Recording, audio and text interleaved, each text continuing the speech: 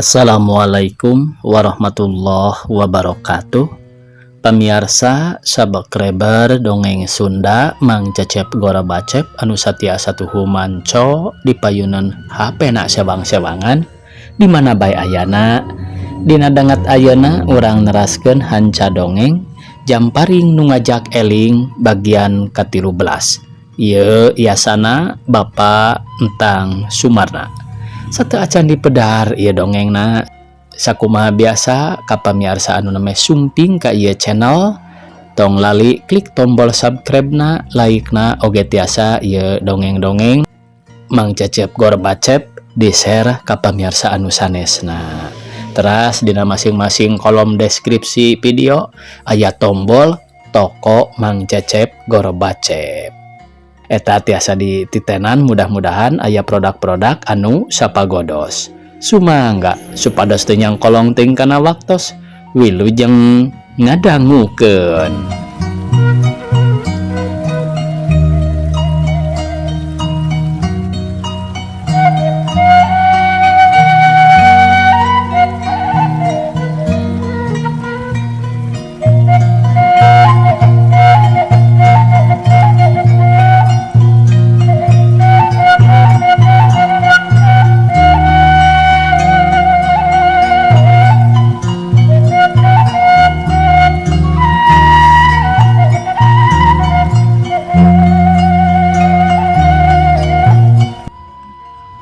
Nya tujuan jeung pemikir dewek ge kitu euy, malah tibarito ge dewek mah teu betah di dieu teh jeung deui asa teu mararenah ngadunungan ka sifat rampog.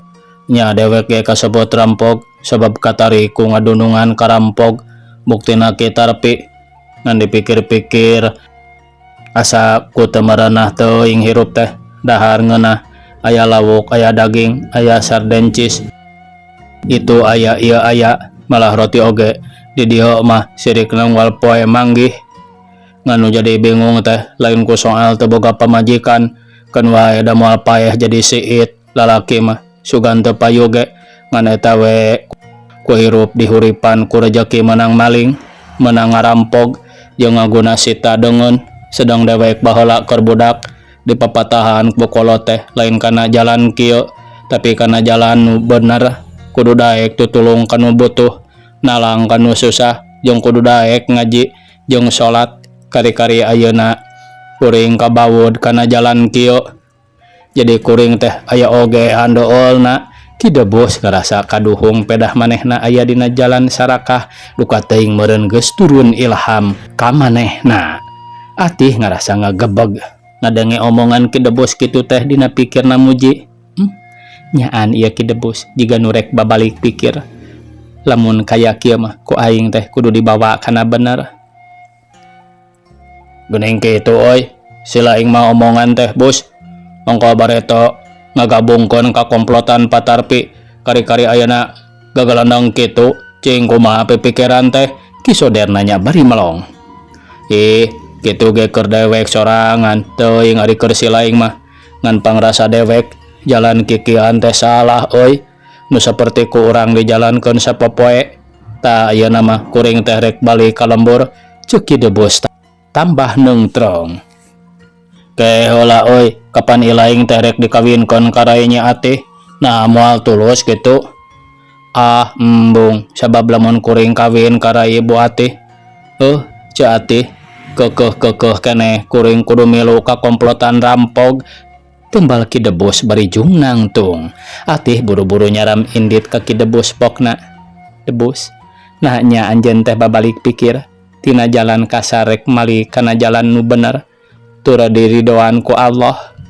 Ngadenge pertanyaan kitu ti Atih pikeun ki sorder kaget sabab tadi nama sugan teh rek ambak. Sumuhun ceuk margi abdi teh tos ngaraos pisan gede dosana nu mawi sawios bade kabur wae ti ieu tempat, jawab ki debus kekeh. Kumaha ari Kang Soder sami tujuanana kalawan boga emutan kitu samodel ki debus? Atih nanya heula ka ki Soder. Kang engkang mah duka tuh kumaha nyai wae, jawab ki Soder. Kedah tina kareteg ati sanubari nu suci atuh ulah nurutkeun kanu sanes. Tah kada sapertos kieu Bos, tembal ati. Pikeun engkang gelah kumaha engkewe mung satu acana ngajati dieu. Hayang ngalampuskeun heula Kitarpi sareng Uned, margi upami masih keneh araya di dieu, tetep maranehna bakal ngudag-ngudag ka urang neneangan di mana ayana.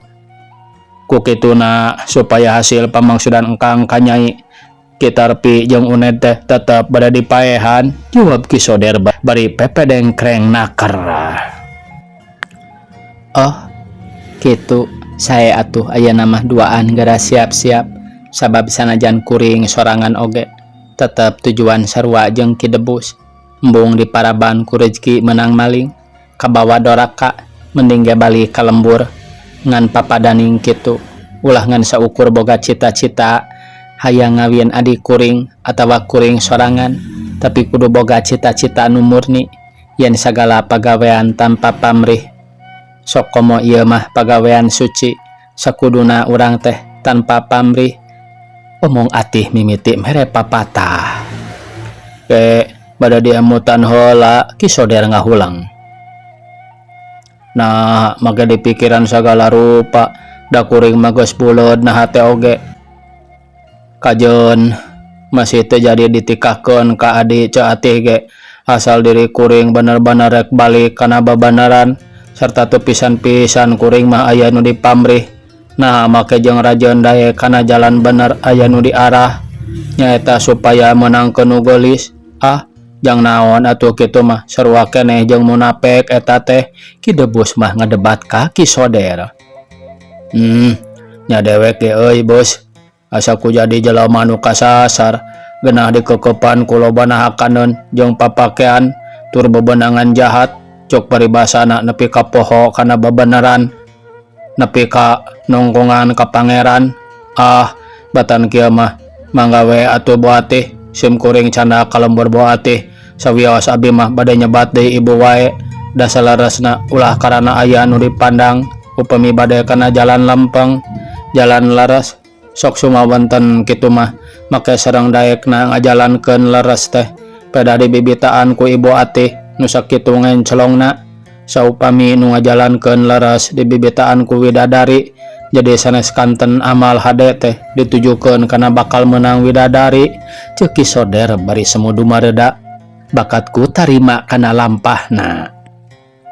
Jadi anjeun teh duanana ayeuna mah geus narima kana kasalahan. Atuh syukur lamun kitu mah. Pikeun kuring oge sanyana mah tibatan terus terang ka aranjeun teh ngadoja naha aranjeun lamun dibibitaan ku awewe bakal daek insap atawa sakadar insap kulantaran awewe geulis.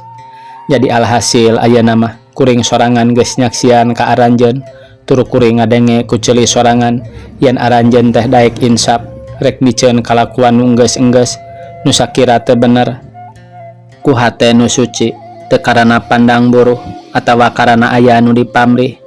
Heug atuh ayeuna ku kuring aranjeun bakal jadi urusan kuring atawa wawakil kuring.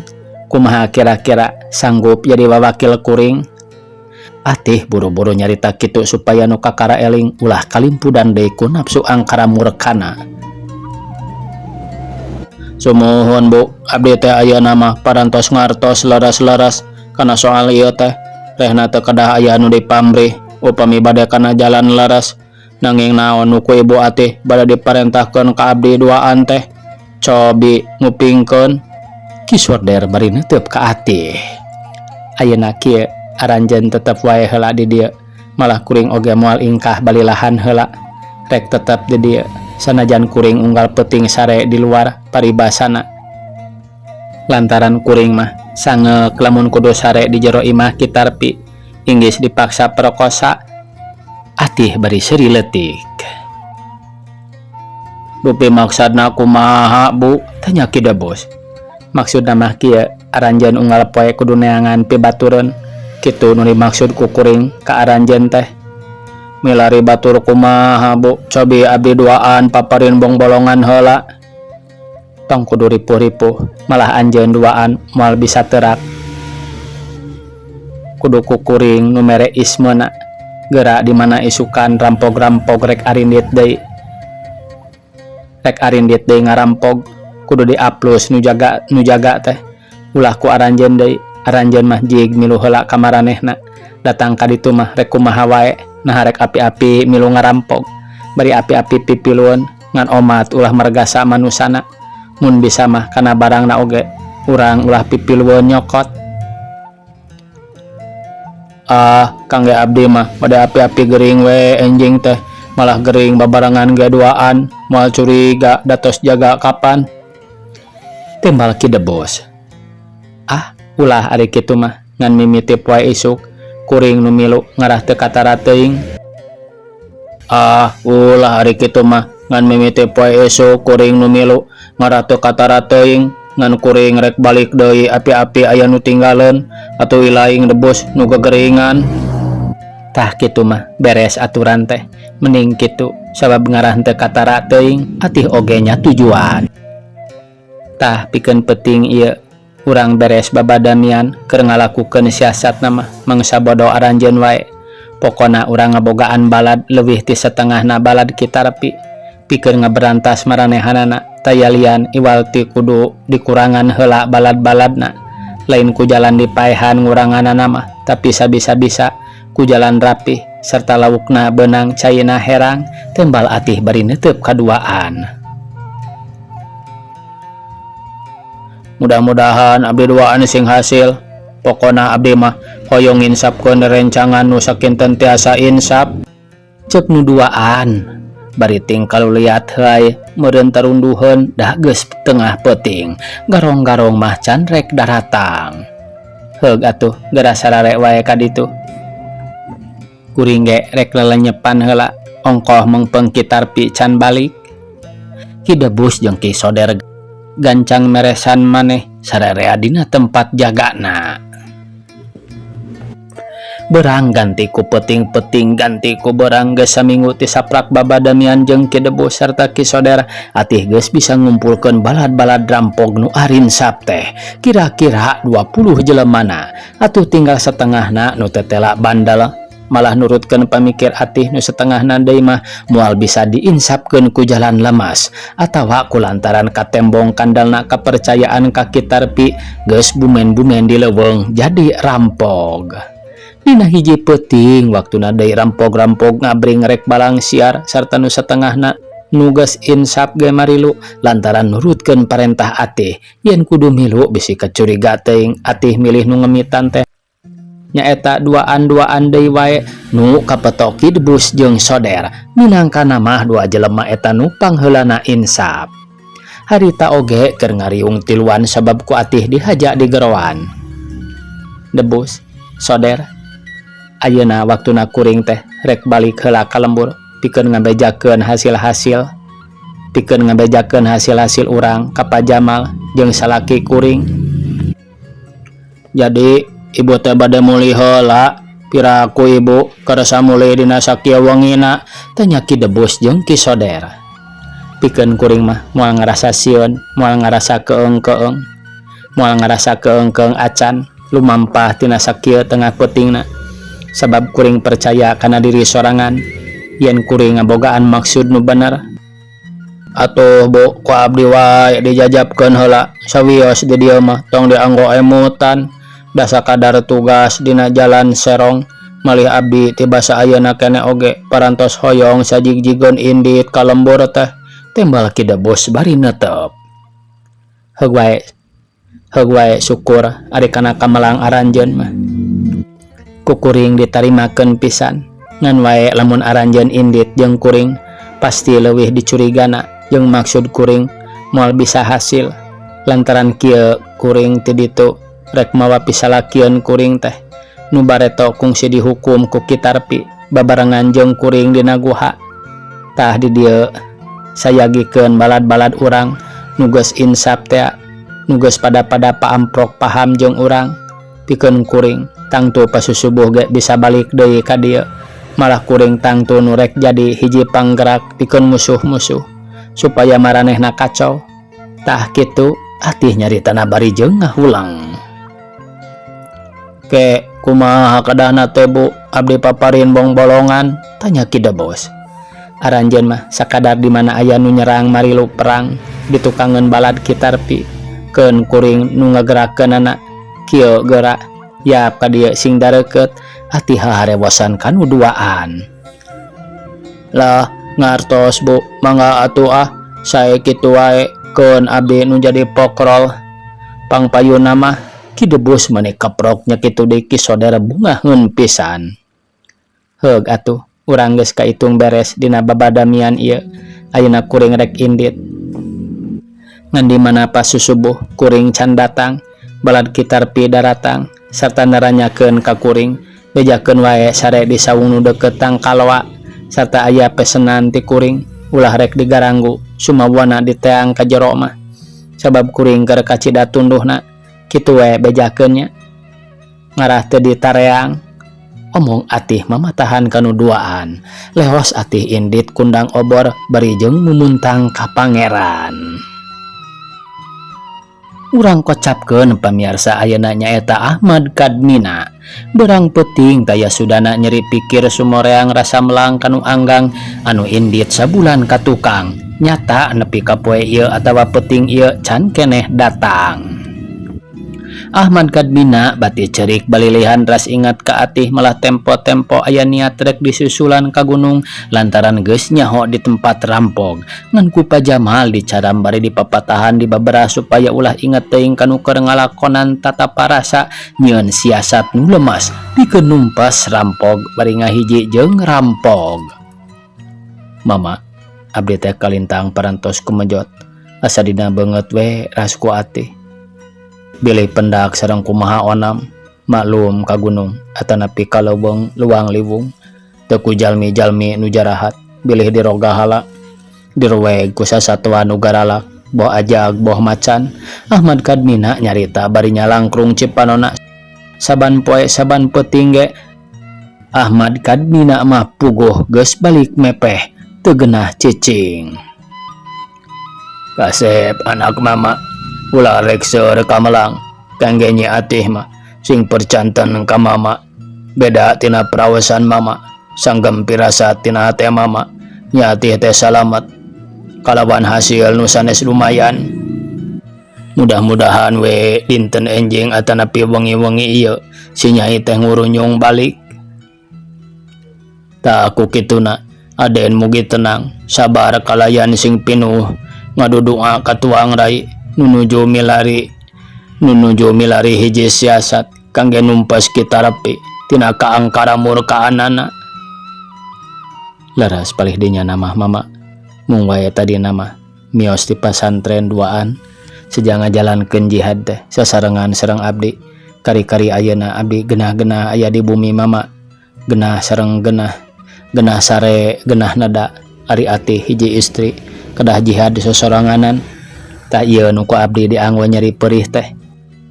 Da upami dinten ieu wengi ieu teu sumping keneh wae abdi nekad nyusul ka leuweung temal Ahmad Kadmina tetep ngerasa melang tur nyeri perihna teh iwal ti ku asa ngagenahkeun sorangan sedang awewe kudu jihad sorangan. Perkawis eta mah Kasep ulah jadi ewa da panggalih margi sanggem mamage kapungkur sanes ku gagahna sanes ku jagona kitarpi teh. Da soal eta nama pangartina ku mama kataker da puguh murid mama asal nage mung ku seueur baladna we jadi adigungna teh kitu deui kapungkur sanes ku teu tiasa mampu dan barna oge ngalawanan tarpi malih pangartos kitarpi mah dina tai kukuna dendana nanging dendana tiasa bobor karahayuan kulantaran seueur baladna. Sedang dendana mung nyalira dibantu ku istrina wungkul nyaeta Atih. Oh, jadi kitu mama.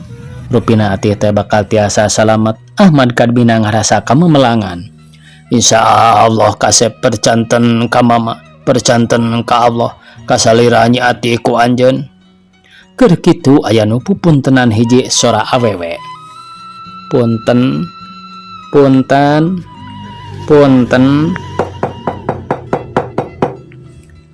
mangga jawab nu ti imah bari ting darenjag Bray panto dibukakeun kunu punten tea. Lol atih ngelol cat unggah Ahmad Kadmina teu ngarasa kasamaran deui atuh pangling. Atawa pangling jol-jol ngarontok kalaban teu era-eraeun ku Mama Jamal kalaban manehna ceurik. Atih, aduh atih, haturan teuing. Kumaha salamet nung engkang saban dinten saban wengi teu geunah dahar teu geunah mondok. Balik pepeh ngemutan salira. At nuhun tiasa sumping deui kalayan Wilujeng. Engkang alhamdulillah abdi salamet teu kirang sawios-wios. Atih oge cireum bayi bari jeung sorana pegat-pegat Mama Jamal mah mesem bari neuteup kanu keur silih gabrug tina awahing kusono keur mah nu diarap-arap ayeuna datang. At di mana wae di mana milari akal tarekah teh kumaha hasil sanes kanten pamaksadan. Alhamdulillah abdi salamat kalayan tiasa hasil pamaksadan.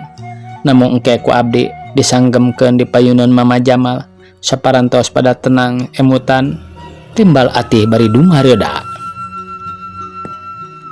Gelis kasep anak ama kadario heula tenangkeun emutan mangga caralik di dieu payunan mama hayang enggal tumaros kasih nyai kumaha kaayaan di ditu teh sareng kumaha lalakonna hasil henteu. Mama Jamal gancang ngagentraan. Mangga sumangga ngahaturkeun Wilujeng patepang deui Mama salongkrong atih nyamperkeun bari sasalaman. Syukur gelis geus tiasa mulih deui kalayan salamet tembal Mama Jamal. Alah itu geuning neng atih haturan gelis. Nuhun gelis tos sumping deui geuning. Istri Pak Jamal norojol sanajan keur wiridan ge dangadangu sora atih solondo atih sasalaman ka Ibu Jamal. Wilujeng tepang deui Bu kumaha damang pangesto gelis. Nuhun dikarsakeun patepang deui kumaha salira teu aya salah sawios itu ieu. Ibu masok melang wae nyaeta dasar ibu mah jelema borangan teu sapertos neng istri-istri oge teu nong ludeung. Ibu Jamal mani jeung rawah riwih bakat kusonoeun. Alhamdulillah geuning Bu abdi salebat aya dina jihad teh teu kirang sawios-wios tembal atih bari jeung nyalangkrung cipanona. Nuhun gelis ibu teh ngaraos sugema pipikiran ari parantos kieu onaman hasil gelis. Kieu Ibu Mama kitu deui ka engkang.